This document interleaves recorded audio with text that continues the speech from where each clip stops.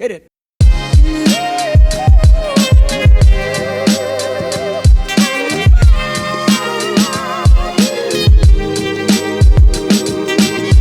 Alright, so it's 8 a.m. and I have to get on a phone call. You know how I feel about early mornings and conference calls. This is going to be the best.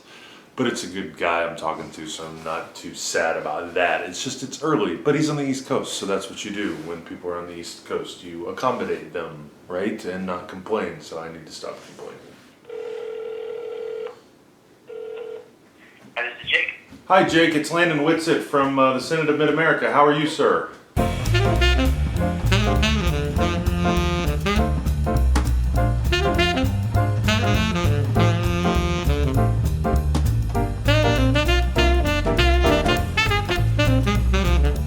Thanks so much. Thanks, Landon. Bye. Bye-bye. That was rad. That was stinking rad.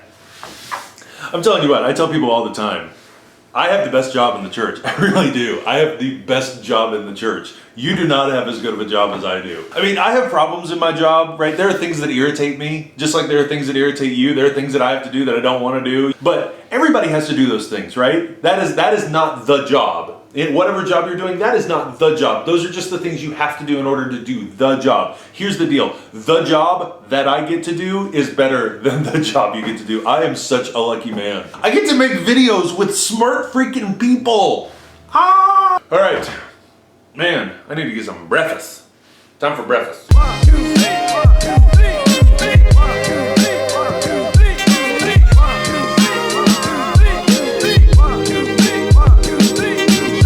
And now, through the magic of the movies, I'm gonna get ready for work. That was literally and figuratively a jump cut. Get it? It was a jump cut. Get it? It was a jump cut.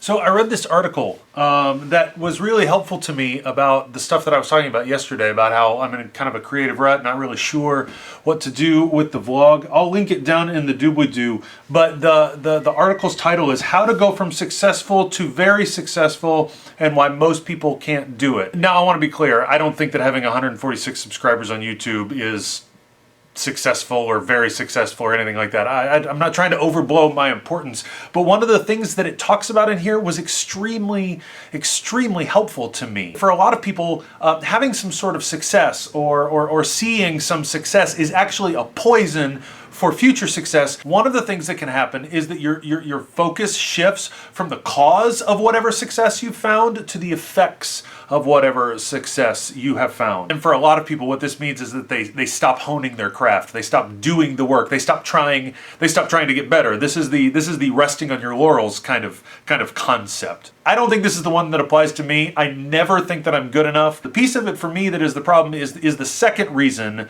why success is a poison. Success produces a pressure to keep producing success, and a lot of people just cripple. You have a shift in your goal. Like, my goal when I started this was just to make movies about my day, to have fun, to look back at my day and to hone my craft of filmmaking. But what I started to notice, and I'm really glad that this author helped me to identify, is that no longer was my goal. What was my goal? Was my goal to just practice being a good filmmaker and hone my craft? No. My goal became, I had a doubling of subscribers because I made a video about Kendrick Lamar. How can I make more of those videos?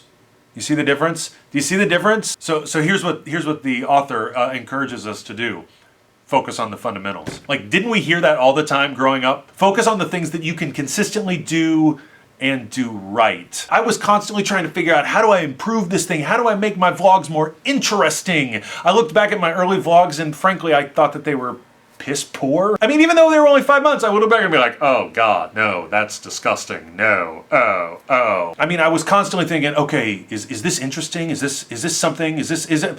And I forgot that my goal is just to make a good video every day. My goal is just to make a good video every day. Also, I was given a really good gift by a friend of mine. His name's Rocky. He writes a really great blog. I'll put it down in the doobly-doo. He said, here's the deal. I don't need your vlog to be interesting. I need you to be interested. What makes your vlog interesting is watching you be interested in things. Come on. The real work, the real joy for me initially was just making a good video, and you all happen to come along, and that makes it even better. So that was really helpful to me. If you're a creative, I hope that that's helpful to you. Focus on your fundamentals. Focus on your consistency. Build a body of work. Focus on your fundamentals. Be interested in things, because when you are interested, people are going to be interested in what you're doing. So there. Boom. Yeah.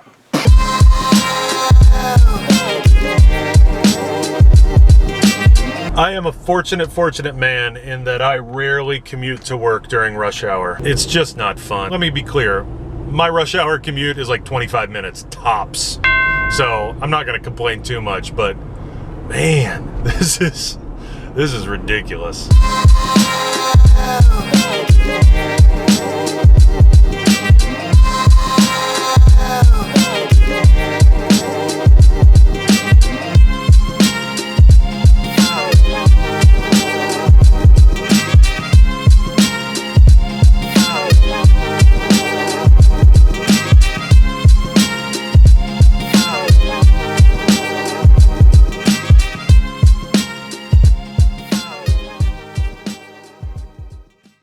If you've ever looked at our family and thought, what exactly is life with boys? This is it, right here.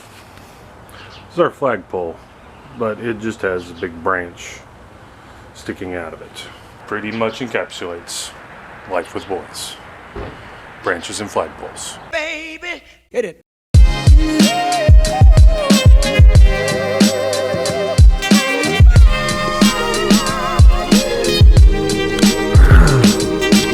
Why did we have fish sticks, honey? We could have gone to Olive Garden.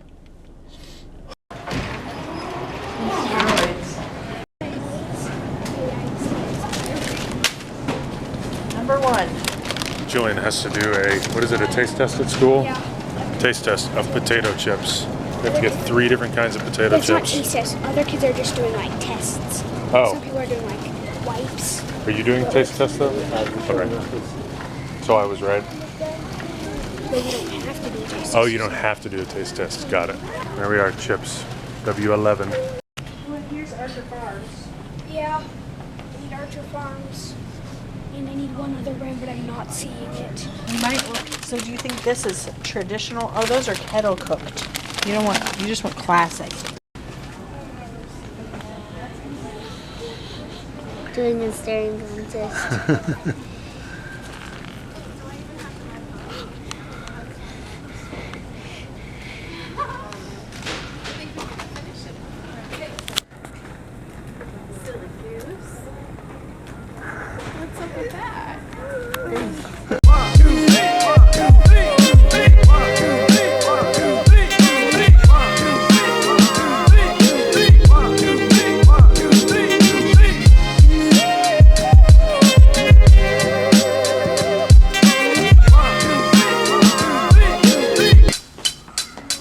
Put a bird on it.